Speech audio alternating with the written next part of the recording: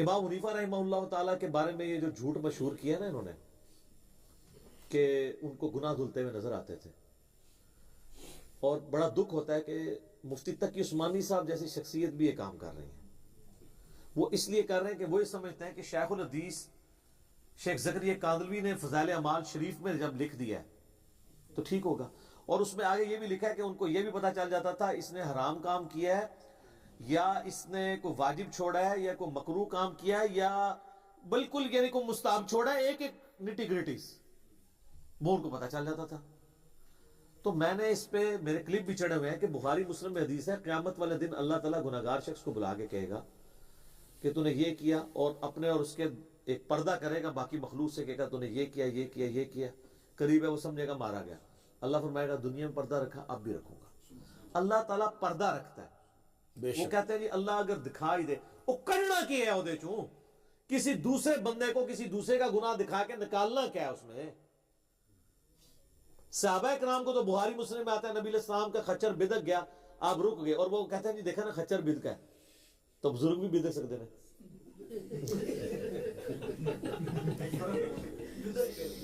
سر وہ خچر اس لیے بدکا کہ بخاری مسلم میں حدیث ہے کہ جو عذاب قبر ہے نا جن اور انسانوں کے سوا ہر مخلوق سنتی ہے، وہ ایسے ہے، وہ خچر بدکا ہے۔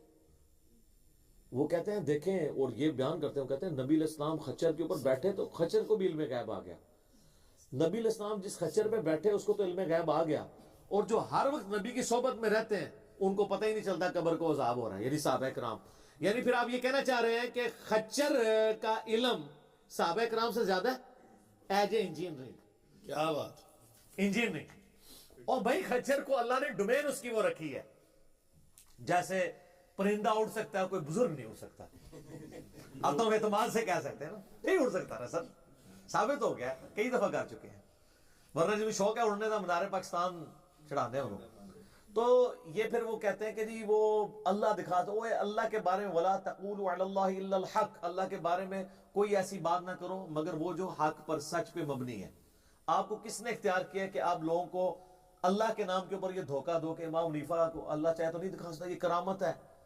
سر یہ کرامت صحابہ کو تو نہیں ملی، صحابہ کرام کو تو نہیں پتا چلا۔ اسامہ ابن زید کی حدیث یاد کر لیں بخاری مسلم کی، ایک جنگ کے دوران کافر نیچے آیا، تلوار کی نوک جب قریب پہنچی کلمہ پڑھ لیا، پھر بھی انہوں نے قتل کر دیا۔ بعد میں قلق رہا، نبی علیہ السلام سے آ کے عرض کیا یا رسول اللہ اس طرح مجھ سے ہو گیا تھا۔ آپ نے فرمایا جب اس نے کلمہ پڑھ دیا تھا تو تو نے اس کو کیوں قتل کیا؟ کہا یا رسول اللہ اس نے اوپر سے پڑھا تھا، دل سے نہیں فرمایا پڑھا تھا۔ آپ نے فرمایا کیا تو نے اس کا دل چیر لیا تھا؟ اسامہ تو کیا کرے گا جب قیامت والے دن وہ لا الہ الا اللہ پڑھتا ہوا کھڑا ہوگا، اللہ کے حضور تیرے خلاف مقدمہ کرے گا، اسامہ تو کیا کرے گا، اسامہ تو کیا کرے گا۔ نبی علیہ السلام یہ جملہ ریپیٹ کرتے رہے۔ اسامہ کہتے ہیں میرے دل میں اس وقت خیال ہے کاش آج سے پہلے میں کافر ہوتا، آج میں کلمہ پڑھ کے مسلمان ہوتا، میرا یہ گناہ تو معاف ہو جاتا۔ تو اسامہ ابن زید حضور کے لاڈلے ترین صحابی، آپ کے پوتوں کی مانند، وہ تو دل نہیں چیر سکتے۔ تو امام حنیفہ رحمۃ اللہ علیہ کو گناہ دھلتے ہوئے نظر آ جاتے تھے۔ وہ کہتے ہیں جی وہ دیکھیں نا حدیث شریف میں ہے کہ وہ وضو سے گناہ دھلتے ہیں۔ یہ آدھی سٹوری تو آپ نے حدیث شریف سے لی، باقی آپ نے رنگ خود بھرے۔ اے ان جی ہے تراوی بھی تراوی ثابت ہو گیا، اتراوی ہے۔ تو امام حنیفہ رحمۃ اللہ علیہ نے کہیں بھی جو ہے وہ یہ دعویٰ نہیں کیا کہ میں گناہ دھلتے ہوئے دیکھ لیتا ہوں۔ یہاں امام حنیفہ کا مذاق نہیں اڑا رہے، بلکہ ان کے نام کے اوپر جو کچھ کھڑا کیا ہے۔ وہ ایک مولانا ہے، انشاءاللہ اس کو بھی کبھی ہم ڈیٹیل سے اس کے اوپر کریں گے، وہ اپنے آپ کو مفتی اعظم امریکہ کہتا ہے۔ ہاں وہ ایک مولانا ٹرمپ کے ملک والا مولانا، تو وہ ان چیزوں کا نا اس کو کسی نے پتہ نہیں اس کو مشورہ دیا کہ تو بھی مشین ہی چاہ سکتے۔ میں ہلے تک ہاتھ تھوڑا سائڈ سے رکھیا، میں ہلے مشین سے چڑھایا نہیں، انشاءاللہ میں چڑھاواں کدے، میں صرف ضمناً صرف تھوڑے ناخن کٹن لگا، ناخن کٹ کے کہاں گا ہاتھ پیچھے کر لو، اگلی بار انگلیاں بھی چاڑیاں نے۔ تو وہ کہتا ہے جی یہ کہتا ہے جی کہ میری انجینئرنگ کا فارمولہ کوئی بزرگ نہیں پڑھ سکتا، اس کی بدبختی دیکھیں، وہ کہتا ہے نبی علیہ السلام بھی نہیں پڑھ سکتے۔ استغفر اللہ۔ میں دعوے سے کہتا ہوں کہ اللہ کے نبی اللہ کی حجت ہے دنیا پہ، بے شک۔ اگر وہ ان کو یہ چیلنج دیا جائے نبوت کے اعتبار سے، اور اللہ تعالیٰ ان کو وہ سکھا دے گا۔ بے شک۔ کیوں؟ نبی علیہ السلام سے ان کی مبارک زندگی میں کئی سوال ہوئے ہیں. بے شک. موسیٰ اور خضر کا قصہ پوچھا گیا, خاموشی اختیار کر لی, اللہ نے وحی کے ذریعے بتا دیا. آپ کہتے ہیں آپ کے بابوں کا اللہ کے ساتھ تعلق ہے, تو سکھائے نا ان کو. تو وہ بابوں کو بچانے کے پیچھے نبی علیہ السلام کی توہین کر گئے. استغفر اللہ. اصل میں توہین تو پہلے ہی ان کے اندر موجود تھی, یہ غلاظت باہر آ گئی.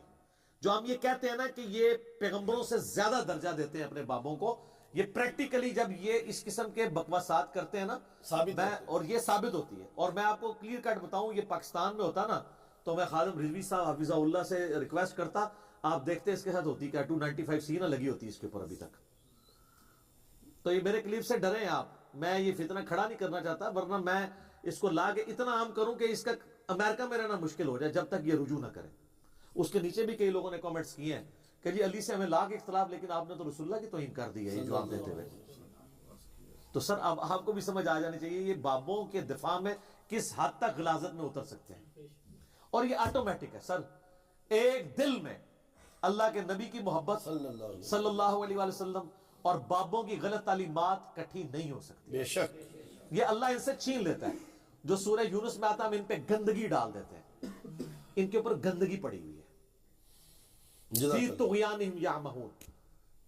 تو اس لیے آپ سے یہ ریکویسٹ ہے کہ مرنے سے پہلے اے مسلمان کر لے اس پہ غور. کتابوں کا خدا اور ہے, بابوں کا خدا اور, مفتیوں کا خدا اور, مولویوں کا خدا اور, مولانا ٹرمپ کا خدا.